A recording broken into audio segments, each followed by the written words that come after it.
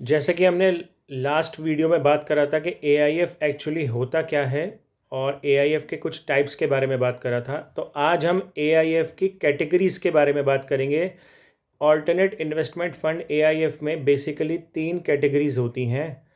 First category जिसमें small and medium enterprises investment करती हैं, यानी कि एसएमई, या फिर कुछ ऐसी कंपनी जो इनिशियल स्टेज पर हैं मगर उनमें हाई ग्रोथ पोटेंशियल है, या फिर कोई इंफ्रास्ट्रक्चर फंड, या फिर किसी तरीके का कोई वेंचर कैपिटल भी पैसा लगाता है, या फिर आपने एंजल इन्वेस्टिंग सुना होगा, वो ये सब कैटेगरी 1 में जाते हैं।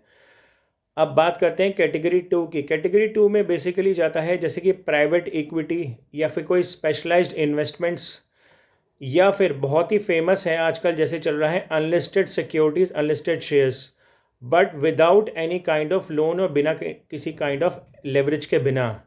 तो प्राइवेट इक्विटी क्या होता है? Private equity basically unlisted private companies में ही पैसा लगाया जाता है। कैटेगरी 2 में डेट फंड्स भी आते हैं। डेट फंड्स बेसिकली उस तरीके के होते हैं जैसे कि समझ लीजिए लोन वगैरह, या फिर फंड ऑफ फंड्स, या फिर रियल एस्टेट में कोई इन्वेस्टमेंट होती है बहुत बड़े लेवल पे, या रियल एस्टेट का कोई प्रोजेक्ट होता है, वो सब कैटेगरी 2 ऑफ एआईएफ में जाता है। अब बात करते हैं कैटेगरी 3 ऑफ एआईएफ। इसमें जाता है high risk and high return. Basically complex trading strategies जो होती हैं, या फिर किसी तरीके के जो हेज फंड्स होते हैं, और इसमें इन्वेस्टमेंट करा जाता है शॉर्ट टू मीडियम टर्म के लिए, लॉन्ग टर्म के लिए नहीं करा जाता।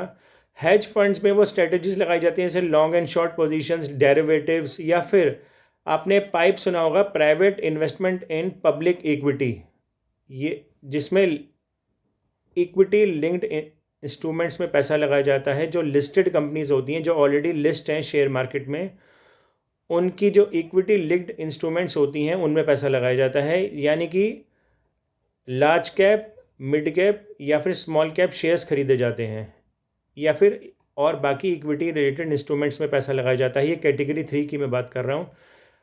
प्लस डेट फंड्स जैसे कैटेगरी 2 में आते हैं, वैसे ही debt funds category 3 of AIF में भी आते हैं, और बेसिकली जो लिस्टेड सिक्योरिटीज़ होती हैं उसके ऊपर भी इसमें इन्वेस्टमेंट करी जाती है। तो एआईएफ में 3 कैटेगरीज होती हैं, category 1, category 2 and category 3। Category 1 में basically small and medium enterprises में, या फिर एक बिल्कुल ही इनिशियल स्टेज में पैसा लगाया जाता है कंपनी में, जो सिर्फ अभी एक आइडिया है, और आइडिया के बाद उसकी 1 या 2 ब्रांचेज हैं, बाकी उसको ऑल इंडिया ब्रांचेज या फिर इंडिया से बाहर ब्रांचेज ओपन करनी है, मगर उस कंपनी में हाई ग्रोथ पोटेंशियल है, तो वो सब कैटेगरी 1 में जाता है। कैटेगरी 2 में बेसिकली जाता है किसी भी तरीके का, जैसे प्राइवेट इक्विटी हो गया या अनलिस्टेड शेयर्स हो गया।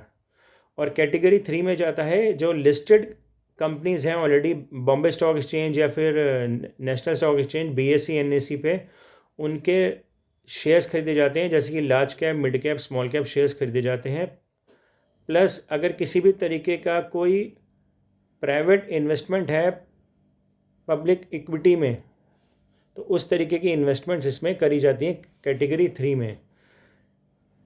अगले वीडियो में बात करेंगे एकदम लेमन लैंग्वेज में कि AIF alternate investment fund actually में होता क्या है। आज के लिए इतना ही। Thank you.